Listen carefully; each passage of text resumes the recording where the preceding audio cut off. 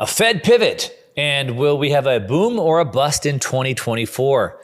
My predictions. All right, now you've heard by now the Federal Reserve has completely reversed course, or they've pivoted from their tight monetary stance and their higher for longer commitment, and now they're catching most people off guard, including their official narrative leaker, and it's leaving many questions to be answered, such as, why did they pivot all of a sudden? So in this video, I'm going to break all of this down. The highly questionable reason why I think the Fed pivoted, and I have the receipts to back it up. I'm going to explain why this time sort of looks like the same, but the reality is it's much, much different. I'm going to give you my predictions for 2024, and hint, it's different than almost everyone else on YouTube, and what you need to be watching for all of this as it unfolds. So let's go.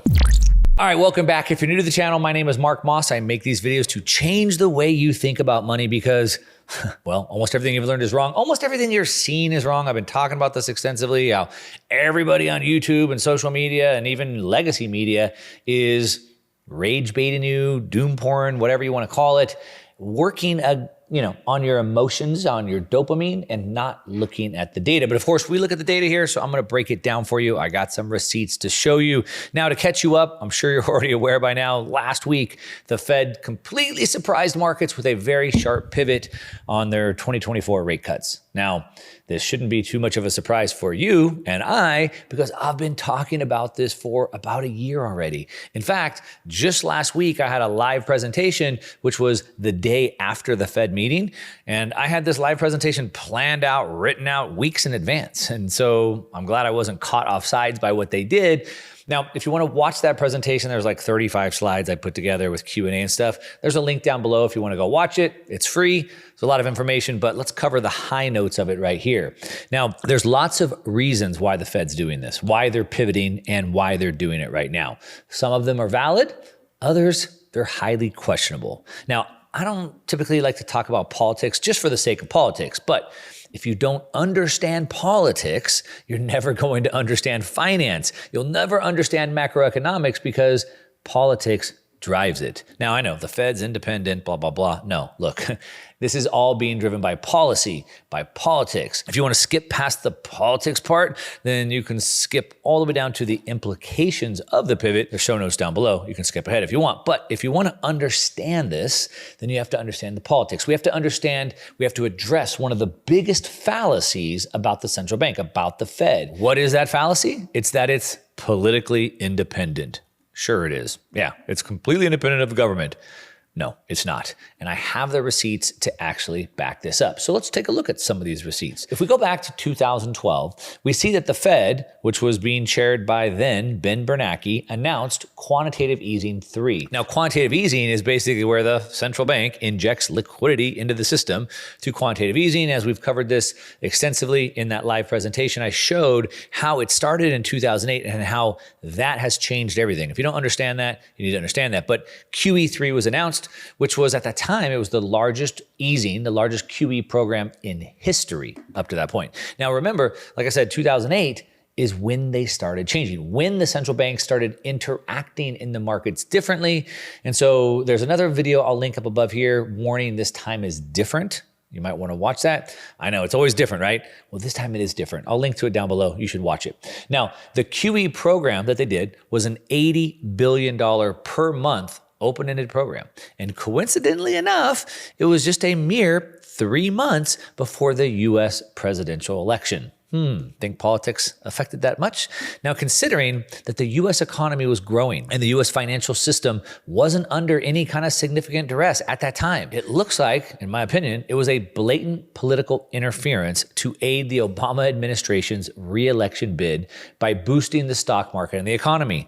Why would they do that? Well, it just turns out that an incumbent president during a recession doesn't typically get elected. And so if Obama wanted to get reelected, he couldn't have a recession. And so looks like the central bank, the Federal Reserve, obliged.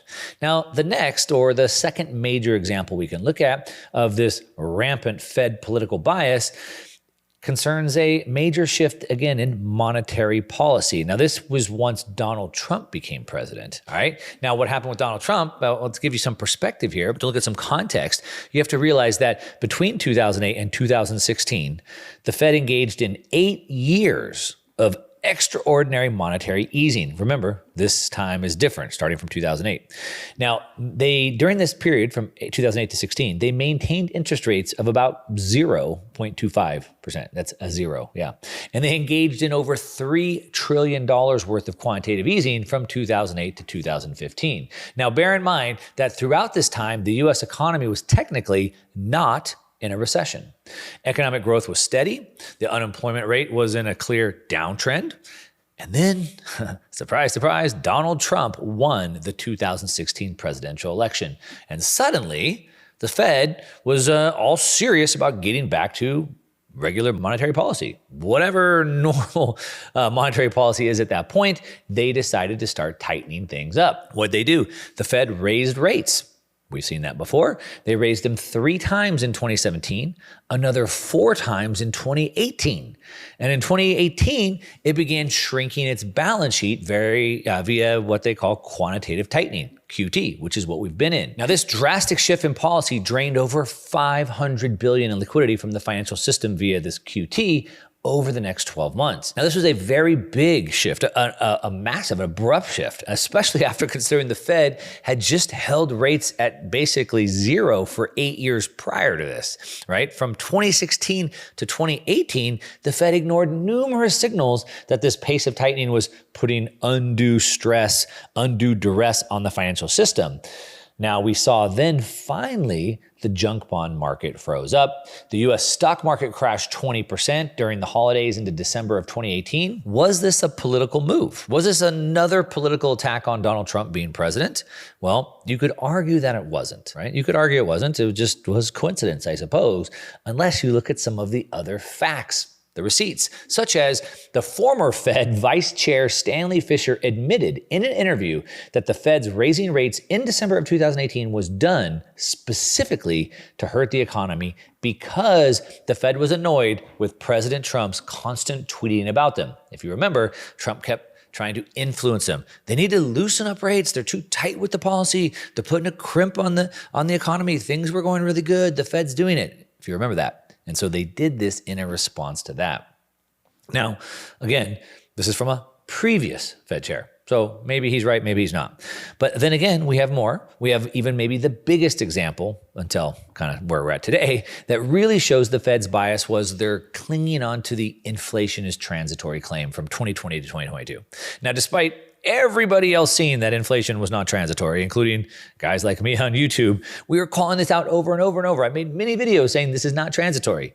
Didn't take a genius to see this. We could see that this was becoming a systemic problem. But of course, the Fed, Janet Yellen at the Treasury, didn't see it. It's transitory. But then somehow Fed Chair Powell, just magically changed his claim a week after the Biden administration announced that he was getting a second term as Fed Chair. Sounds kind of coincidental. So now that we have set the stage, and now that you can see that the Fed typically works politically, typically around presidential elections, let's take a look at what just happened last week. Now, of course, next year, 2024, it's an election year. And of course, the Fed's decision to start easing monetary policy in this context, of course, looks like there might be some political influence behind it. Now, this is particularly true for Fed Chair Jerome Powell, who once again made a very abrupt 180-degree shift in his views in just a span of a few weeks.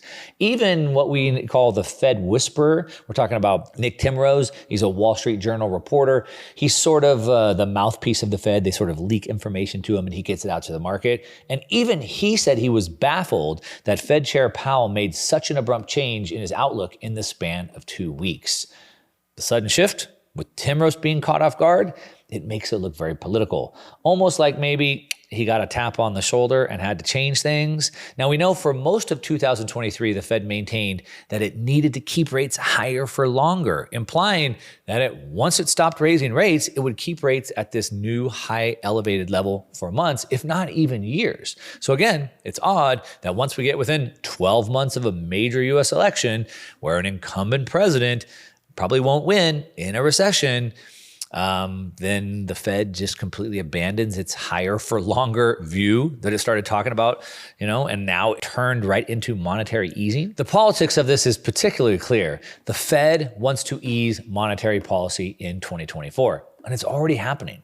Now, having said all that, there's some real economic reasons for the Fed changing direction quick as well, including 1, real rates are extremely restrictive. 2, core PCE is on track to undershoot the Fed's 2024 target of 2.4%. And 3, they want to avoid a labor market meltdown. Now, those are 3 real data-driven reasons why maybe that's why the Fed decided to pivot. If you want a video on that, breaking down those 3 things, let me know in the comments down below. I'll put that data-driven video together for you. But let's take a look at some of the implications of the Fed pivot. Now that it happened, for whatever reason, what does it mean now? Now, I've been saying for over a year, and you can see all the videos on the screen right now backing it up, the Fed pivot would ignite a major risk-on move for the markets, or basically send things higher. Now, I know historically, right, Mark, I know when the pivot comes, it's bad for the markets, right? Well, you have to understand that's because the Fed's always been reactionary, and the pivot has always come too late, right? Things are already breaking down too fast. Things are already bad. They're already breaking down. And the Fed reactionary comes and makes a pivot, but it's already too late. But again, remember, the Fed and the central banks and the way they interact in the markets changed in 2008. Right? Remember, I did this video 2 months ago, warning this time is different. Watch it here, or we'll link it down below, because you need to understand this. And so the Fed is no longer reactionary. They're no longer too late, right? If you look at that data, you'll understand the time changes of how they interact in the market has gone from, let's just say it took 30 months in the 2008 great financial crash before the Fed came around. It took 7 months after the banks, after Bear Stearns collapsed, before they did a bailout. In 2023, when the banks collapsed, it took 6 days. All right, so that's part of what I'm talking about, which is why a lot of the analysts like Harry Dent Jr., Peter Schiff, why they always get things wrong. Now, they'll be right eventually. Now, understanding how the Fed and central banks work in the markets today is very important.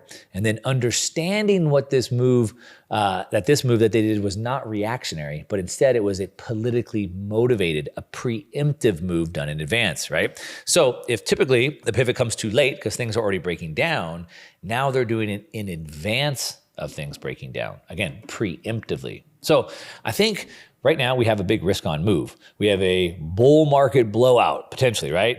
But consider, if the economy remains strong, while the Fed is easing, then you're going to have like a perfect scenario, Goldilocks scenario for stocks.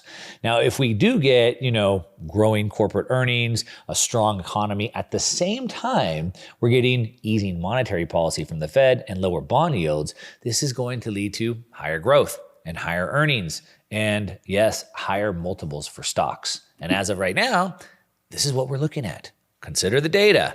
If you look at the Atlanta Fed's GDP Now forecast, they've just upgraded its Q4 2023 GDP estimate from 1.2% to 2.6%. So the economy isn't just doing good, it's doing better than most analysts, even at the GDP Now, had expected.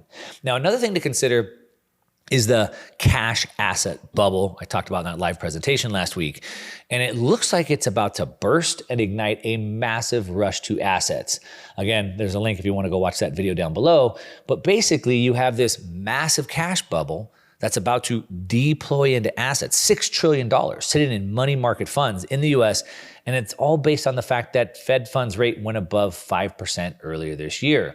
But with rates having peaked, potentially, and stocks breaking out to new all-time highs, I believe probably quite a bit about that money is going to be moving back into stocks and other assets. That means about $1 to $2 trillion in buying power could be coming to assets.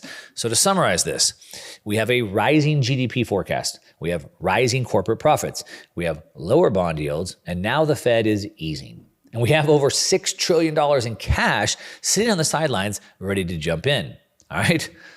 Which kind of, again, sets up the perfect scenario. Now, a couple things I do want to add here. With this type of a move, what we see in front of us, this could easily push the S&P 500 to 6,000 or more sometime by 2025. But this isn't good, right? I'm not trying to say this is a good thing. Remember, there's 2 types of crashes.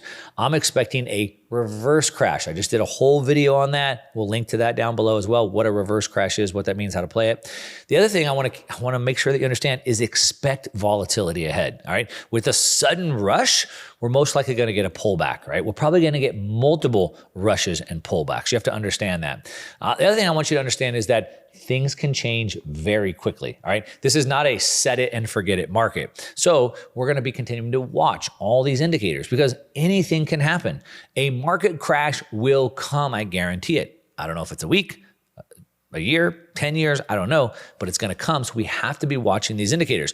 All of this can change very quickly, and so we need to be watching it. Remember, the answers change. Again, go back and watch why this time is different and that live presentation I did last week to really understand that. But as of right now, we are watching all of this line up. My prediction for 2024 is we are going to have a bull market for asset prices as of right now. But things are due to change, so make sure you're watching this video. But let me know what you think. What's your prediction for 2024?